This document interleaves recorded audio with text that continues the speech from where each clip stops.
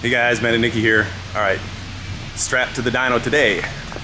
We got a 2019 ZL1 1LE.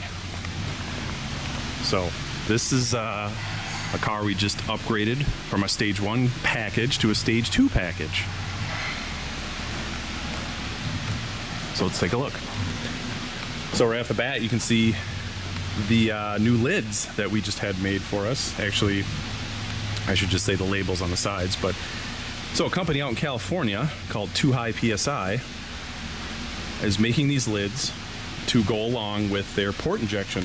So those lids are lower profile to fit under the stock hood. So if you raise the blower up, so again, this is I should back up a little bit. This is a 2650. So this car had headers, 2650, 5-inch Roto-Fab, 103 Nick Williams, thermostat, and that's it. That's all it had. And I think this car made 730, something like that. This car also I did a video on this a while back. We put race gas. This is the first 2650 car we did for LT4. And this is the first 2650 LT 2650 we had gotten from Magnuson, and this is the car we put it on. So we did a little bit of experimentation with boost, and we did some race fuel. We made like 840 to the tires, 830 something with the tires with this car, which is bolt-ons, the blower, and a race gas tune. It's like a race gas blend, like a 50-50 116 93 blend is what we did. Car ran 9s with that setup. He drove it to the track. We put stinky tires on it for him. We put just a rear bead lock on it, and I loaded in the race gas tune. We went over to the race gas pumps at the drag strip, put like 4 or 5 gallons of 112 octane they had, and it went 9s. So we put his stock tires back on. I loaded the pump gas tune back in it, and he drove it home. He drove it home hour and a half, 2 hours. So that's how the car was. So now we pulled the top end off, we ported the heads, we put our stage 1 camshaft in it, and we added port injection plates. So again, that company out in California, Too High PSI, Mike did these for us. He's a really good guy. He used to be affiliated with Magnuson, and so we've known him since back in the day. Back then, I should say back in the day, but that was probably about five some years ago. And since then, him and his kids started a company out there doing LT specific parts. So I really like their products. He's a really nice guy to work with. So I'm going to plug his company a little bit on our channel here. But he did he does these lids, and he did those sweet side labels for us. All the lids come with these labels on them, but he was able to take our Nickey logo and laser etch them in there, so that looks pretty cool, I think. So basically, yeah, what we added onto this car from where it was, we did an ATI balancer with a 5% just to take up, because the camshaft takes up a little boost, it'll soak up a little bit of boost. So we did just a 5% lower, just very, we went from the 8.0, the stock 8.0 pulley to an 8.25. And so, we retained the throttle body, the blower, the big gulp, the 2-inch headers. It's got full 3-inch exhaust. That stuff was all on it already. So basically, we just added ported heads, cam, the port injection plates, and the lid. We also added I should back up. We also added a 4 Innovations triple pump setup to this car too, to feed when we do get the port injection finished. The port injection is not finished on this car. We do not have an ECU or a harness. So the plates are in place, the injectors are in place, all the lines are in place, it's all plumbed, but we don't have electronics for it yet. We were set up by one company, he couldn't get ECUs. But actually what's going to go on right now is I'm waiting for Mike at Too High PSI again. He's coming up with his kind of 3rd generation of his port controller, and we're waiting on him, because that sounds like a really sweet setup. I talked to him the other day on the phone, and we're kind of waiting on that. So the port injection is not running right now. We're not using the port injection. The camshaft has a higher lift lobe on it, and we're on stock LT4 high pressure pump and injectors. So that's what we're running on right now. So right now this car is not flex fuel. We're not doing any flex fuel with it right now. It's just 93 octane only. No meth, no alcohol, nothing. So boost is, I've done, obviously before this video, I kind of worked this thing up last night, worked the tune up, so I'm going to do 1 or 2 more pulls this morning here, just to finish this thing up, and we'll take a look at the final numbers. So I don't think I need to cover anything else. He's got this Big 3 Racing can on it we put on there for a reservoir when we did the 2650, because again, we had just gotten the blower from Magnuson. We had no other plumbing, so this is all stuff that I came up with. And you'll notice that all the new kits actually look almost identical to, I came up with this back, I don't know, 3 years ago, how to plumb the blower. I don't know if Magnuson took cues or not, but their kit's now shipped and it looks identical. So again, this was just a supercharger when we got it, and I had to plumb all this myself, just out of nowhere. So I don't think there's anything else I need to cover. So yeah, big gulp, throttle body, 2650, that cool lid, port injection plates that are not functioning right now. They're just sitting there along for the ride for now. Our stage 1 cam, obviously, yeah, the heads are ported, and I'm trying to think what else I'm missing here. We do Johnson lifters on these packages whenever we got to pull the heads on stuff. At this point in time,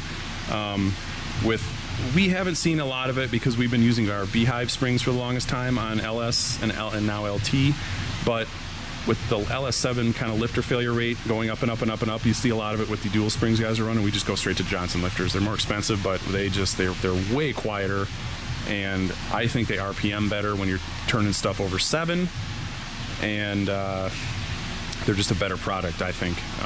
It's a little bit more expensive, but when you're into a project like this and you're tearing stuff down this far and they're spending the money, it's an extra $500 or so. It's kind of a drop in the bucket. So we just do Johnson lifters. These are the 2110Rs. That's all they're selling now for tray lifters. We still use tray lifters. I have never had a tray lifter in stuff that I've worked on and tuned spin with our beehive, with using a lower tension beehive spring.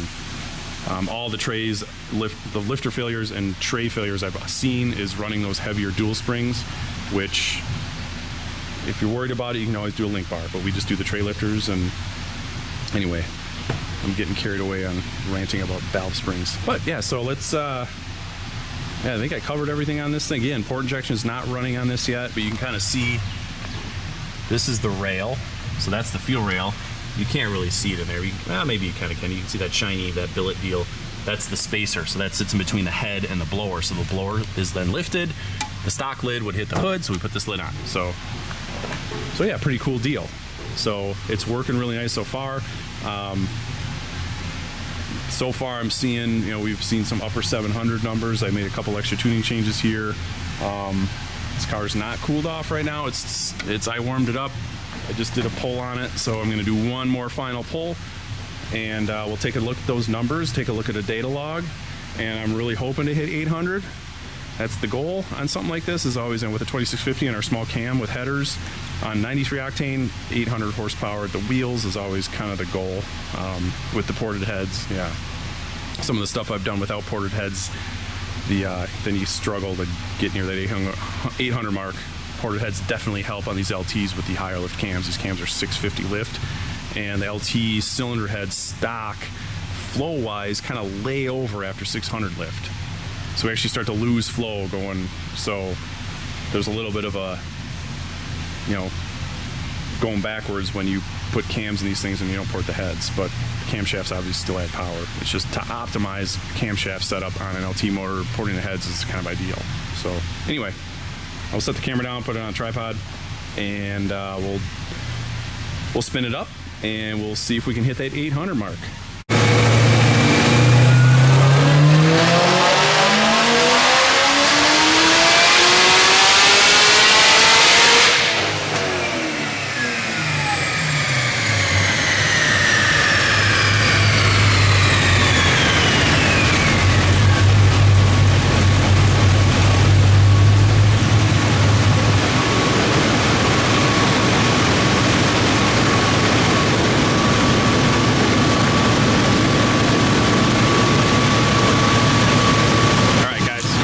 Out. Let me hit this other fan.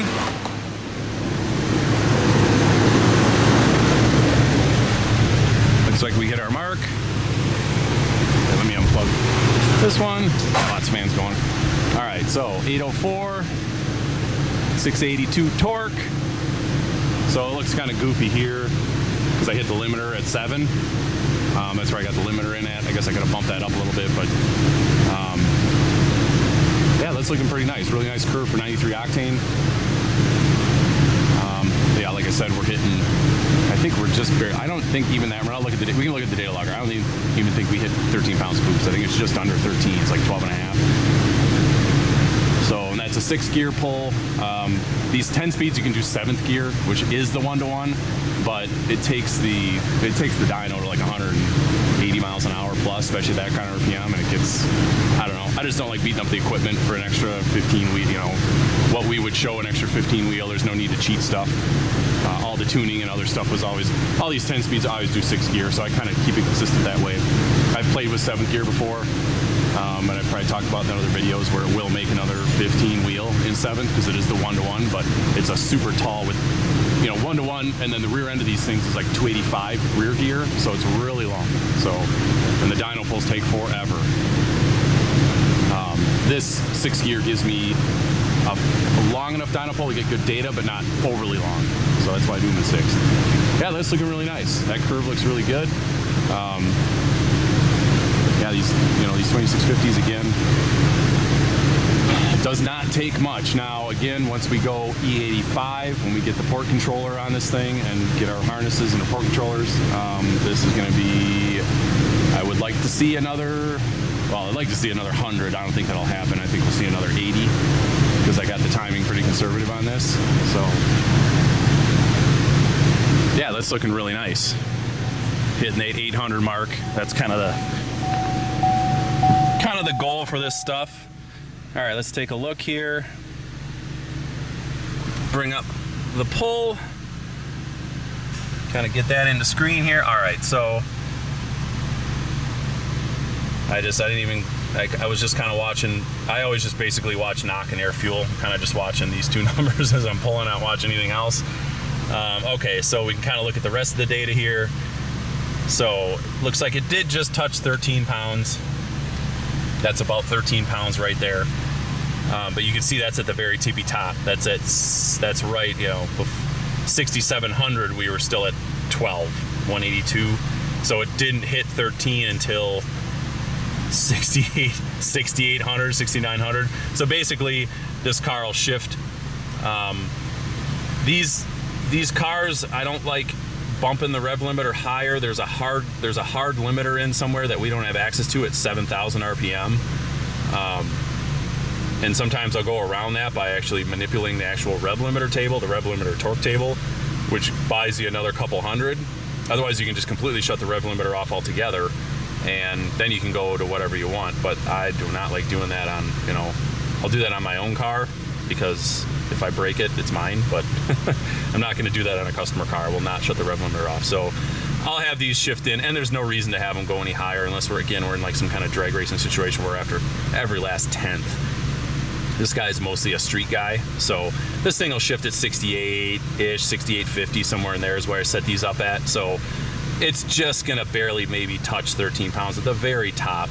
And you know, so down here you can see, again with the 2650, which I really like about these things because it makes these cars more streetable. You don't get all this huge boost like you do with the stock blower. So down here we're making 8 pounds of boost down at 2600. So you can see it kind of ramps. You know, you can see kind of how, and that's that white plot up on the top in kilopascals. See how the boost just kind of ramps up towards the top. So it kind of mimics a centrifugal slightly. Not quite as much of a ramp. You know, a centrifugal would be if we were hitting 13 pounds at the top, we'd be like, down here we'd be like at 3 pounds of boost. So it's kind of an in-between. It's kind of nice. Adds a little bit more tractability to the car on the street. Everything else looks good. Knock sensors are flat. You can see my timing. At this boost level, you gotta be a little conservative on 93 octane. Again, this car doesn't have any methanol or any other stuff like that. It's just straight 93 octane. So, and we can take a look at my air fuel. I'm low 0.8s, which is where I have found these LT4s to be the happy spot for them most of the time. Sometimes I'll lean them out a little bit more on a little bit lower power application, but when you're making like 800 wheel like this on 93 octane, they seem to be happy in that 0.82 is kind of the sweet spot that I've found. So you can see that that's what I'm targeting at the bottom there. and that's about what I'm hitting. So maybe dipping into the 0.81. So yeah, timing, yeah, again, we're just getting into 18 and a half at the top, down at the bottom on 14. It's pretty conservative. So on E85, I'll add, we'll have 6-ish more degrees probably, maybe 7 more degrees of timing. Maybe 24 at this boost level, yeah, maybe 23, 24, something like that. I don't know if we'd push it further than that, but usually we don't need to. So yeah, that's looking really good. Dyno graphs looks nice. I think that'll wrap it up for this car. On the dyno, I'm gonna take it out on the street. I'll put the, obviously put the stock wheels back on it. And actually, I don't know, because the radials that he had on it, another reason why I put these tires on is because the radials he had on it had actually cords hanging out of them, so a little dangerous to be running on the dyno like that. So, yep, this is our Stage 2 LT4. So this car, I'll make another video on this car once we get that port injection going. We can add some E85 to the tank, and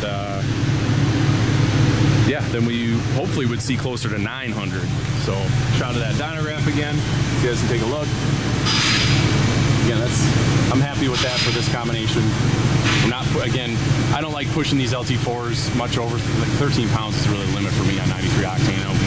Other guys will push it further, but it just doesn't really, to me, you start getting into a hot air situation on a hot summer day, and there's so much timing you got to be pulled on hot IETs and on a heat soak situation in traffic. So let's say you're in and out of traffic on a, a boulevard or something where you're stop and go, and you can open it up here and there. It's just when the IETs get hot, you got to pull a lot of timing. So if you keep the boost lower, you don't have to pull as much timing on pump gas. So, all right, guys, thanks for watching. That'll do it for this one. Keep checking back on the channel. We got more cars coming down the line. So thanks for watching.